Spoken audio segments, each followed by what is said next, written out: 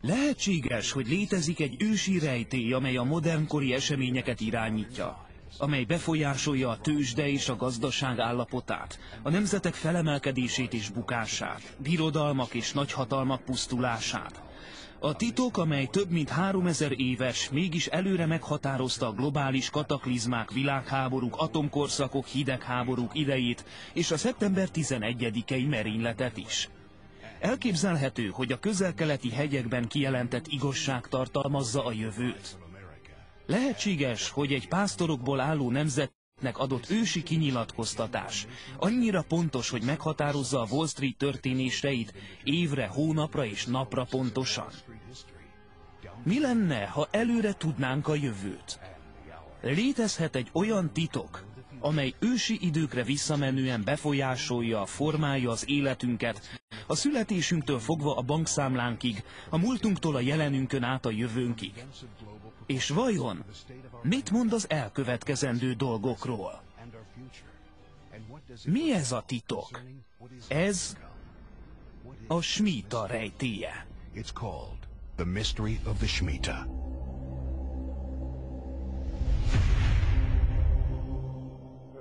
Nagyon érdekes könyvet írt, így Jonathan Cahnt újra üdvözölhetem itt az adásunkban. Örülök, hogy eljött. Köszönöm, hogy itt lehetek. Beszéljünk ezekről a ciklusokról. Kezdjük az elején. A Biblia beszél egy 50 éves periódusról, amelynek az utolsó éve a jubileum éve, amikor elengedték az adósságokat és a rabszolgákat is szabadon bocsájtották. De az 50 éven belül is voltak 7 éves periódusok. Honnan tudhatjuk, hogy ezek mikor kezdődtek? Nézzük csak. Először is a jubileumi ciklus szorosan a Smitá ciklushoz kapcsolódik. 7 Smita után jön a jubileum. Nincs feljegyzés arról, hogy a messiás idejében a jubileumot mikor ünnepelték, de a Smitáról van. A rabbinikus írásokban is találunk információt ezzel kapcsolatban a második templom idején. Ez egy standard a judaizmusban. Tudjuk, hogy mikor vannak a Smiták. Ezt nagyon jól tudjuk. Mikor kezdődik és mikor ér véget? Úgy érti a mostani? Igen, bármelyik. A mostani 2014. szeptemberében kezdődött, és a jövő héten fejeződik be, pontosabban a mostani hétvégén. A Smita azt jelenti, hogy Isten úgy rendelte, hogy legyen egy szombatév minden 7 éves periódus végén. Ez a Smita a pihenés, gazdasági leállás ideje, amikor elengedik az összes adósságot, hiteltartozásokat törölnek el, és a nemzetek pénzügyi egyenlegei is tiszta lappal indulhatnak. Áldás forrás. De amikor Izrael elfordult Istentől, akkor az az ítélet ideje is volt. Ekkor kezdődött a babiloni fogság is. A Smita szerint a földnek meg kellett pihennie a sábát törvénye alapján. A kérdés az, érvényes lehet-e most is ez az Isten által adott alapelv? Megtapasztalhatjuk-e ezt most mi is? Megpihentették a földjüket. Már szóval egy évig nem vetettek bele semmit. De honnan volt élelmük? Isten gondoskodott róluk. Ez egy bibliai alapelv. Ha követjük Istent, meg fog áldani minket. Áldás lesz, hogy eltörlik az adósságainkat. De amikor elfordulunk Istentől, minden a visszájára fordul. Ha megnézzük az elmúlt 50 éves időszakot, 1966-ban a Smita évében összeomlott a tőzsde. 1973-ban összeomlott az értéktőzsde, 1980-ban recesszió indult el, 1987-ben összeomlik a tőzsde. Akkor volt a Fekete Hétfő, a történelem legnagyobb pénzügyi összeomlása. 1994-ben az értékpapírpiac omlik össze, majd a tőzsde újra összeomlott 2001-ben. És ez nem minden. Akkor volt a szeptember 11-i terrortámadás is, ami bizony megrázta a világot. A Smita szó nem csak elengedést, hanem megrázkódtatást is jelent. Mi történt 2008-ban? Egy hatalmas gazdasági válság indult el, ami az egész világon beindított különböző folyamatokat, és mindegyik erre a napra mutat vissza, ami szintén nagyon fontos, Pet, hogy ezek a válságok egyre több és több embert érintenek. A 21. században 2 borzalmas esemény volt. A szeptember 11-e, majd a 2008-as gazdasági válság. A piac eléggé gyengélkedett az utóbbi időben is, és mély repülésbe kezdett. Véleményem szerint közelítünk a csúcsponthoz. Fontosnak tartom, hogy figyeljünk rá, hiszen ez történt eddig minden egyes alkalommal. Az utolsó 2 napra pontosan Elul hónap 28-án. 2001-ben, igen, 2001-ben pontosan azon a napon történt az összeomlás. És 2008-ban ugyanazon a napon, Pet. Igen, nem túlzok, 2008-ban ugyanazon a napon, ugyanabban az órában történt. Elképesztő, hogy van valami a zsidó világban, ami az egész világot befolyásolja. Ezt állítja ön? Igen. A világgazdaságot is befolyásolja. Igen, mert Isten a zsidó dolgokon keresztül cselekszik. Végül is a messiás, egy zsidó fog majd uralkodni az egész földön. A legutolsó smita periódus első eseménye egy bankcsőd volt, ami előre mutatta, hogy mi fog történni. Múlt szeptemberben, a smita év első napján a Wall Street megroppant. 1 hónapig tartott a válság. Ez is előkép lenne? Mint mondtam, a smita nem csak elengedést, de megrázkódtatást is jelent. Nem csak gazdasági, de sokkal tágabb értelemben is. Tavaly, a smita első napján a Richter skála szerinti 6-os erősségű földrengés rázta meg Amerikát. Nos, szerintem ez is jel volt. Isten így figyelmeztetett egy még nagyobb megrázkódtatásra. Van egy kicsit mulatságosnak tűnő dolog is. Most ez is eszembe jutott. Mózes első könyvében látjuk az első feljegyzett ciklust, a 7 bő és a 7 szűk esztendőt. A fáraó álma egy figyelmeztetés volt. A 7 tehén mindegyike egy-egy évet jelentett.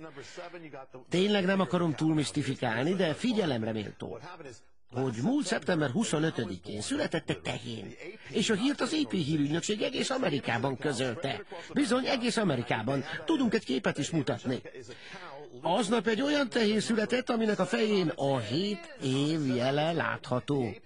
Ez volt tehát a smita év első napján.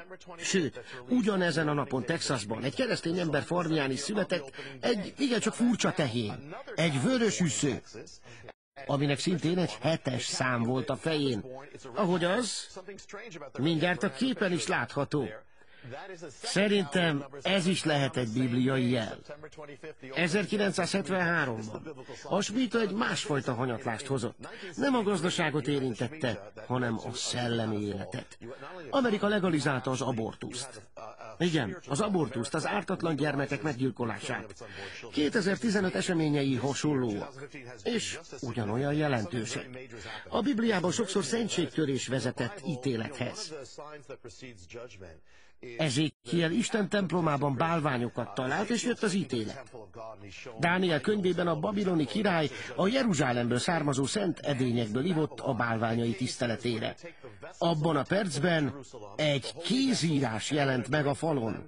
Az ítélet éjjele következett. A megszentségtelenítés azt jelenti, hogy az emberek Istentől elvesznek valamit, és Isten akaratát semmibe véve saját célokra használják fel. Ezt jelenti a megszentségtelenítés. A házasság szentsége is ilyen, mert Istentől származik, az ő adománya, ha ezt saját célra fordítják, Isten akaratával szembe menve. Ez is megszentségtelenítésnek minősül. 2 hónapja a legfelsőbb bíróság közismert döntésével Amerika átlépte a határt, átlépett egy bizonyos határt. Sőt, mindezt Amerika szerte azzal a szivárvánnyal ünnepelték, ami nem egy emberé vagy egy szervezeté. A szivárvány az Istennel kötött szövetség szent jele. A megszentségtelenítést szivárvánnyal ünnepelni szerintem dupla szentségtörésnek számít. A Dánielnél leírt eset is Babilon legjelentősebb házában, a palotában történt. És Amerika is a legfontosabb helyet választotta. A Fehérház szivárvány színben úszott. Így maga vált a szentségtörés eszközévé, ami már 3-szoros megszentségtelenítés, ismét mondom. A szivárvány Isten szövetségének a jele, és egyszerre emlékeztet ítéletre és kegyelemre. Ha ezt a feje tetejére állítjuk, akkor bizony Istent provokáljuk. Kézírás jelent meg a palota falán régen, Babilonban, és úgy tűnik, hogy most a Fehérházon is, méghozzá szivárvány színekben. Lehet ennél rosszabb? Kérdezhetjük magunktól. Lehet? Történt egy másik esemény is. a keresztény hölgy, akit börtönbe vetettek a hitéért.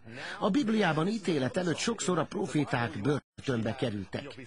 Jeremiást is kútba dobták. Ahogy a proféta mondja, jaj annak, aki a jót rossznak, a rosszat pedig jónak mondja. A hölgyet Kentuckyban lázadónak bélyegezték, holott nem az. Épp hogy Amerika lázad. Jaj annak, aki az engedelmességet lázadásnak és a lázadást engedelmességnek mondja. Nagyon veszélyes időkben élünk, és a smita év vége is most jön. Nagy viharhoz hasonlít a mostani helyzet. Jön egy különleges holdfogyatkozás is. Beszéljen erről is, kérem. Igen. A vérhold. Elvileg másfél éves ciklusonként bukkan fel. A kezdő év pedig a smita év.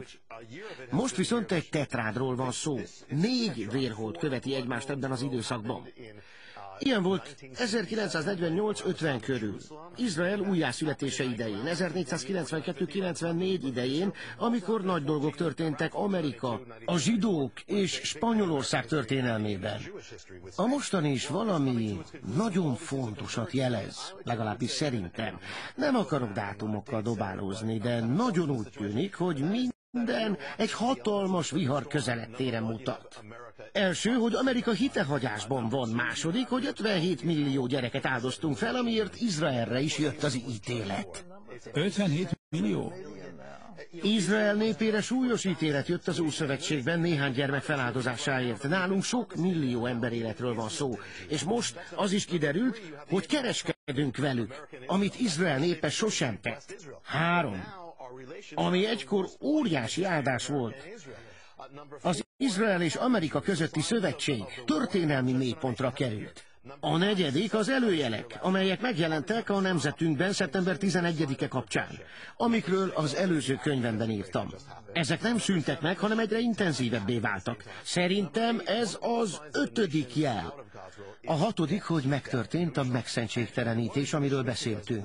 A 7. maga a smita. A 8.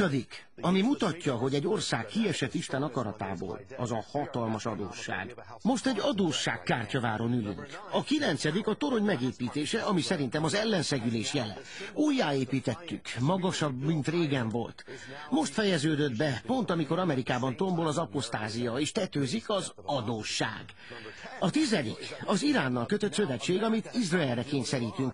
Pedig ők kérték, hogy ne tegyük, mert ez veszélybe sodor mindenkit.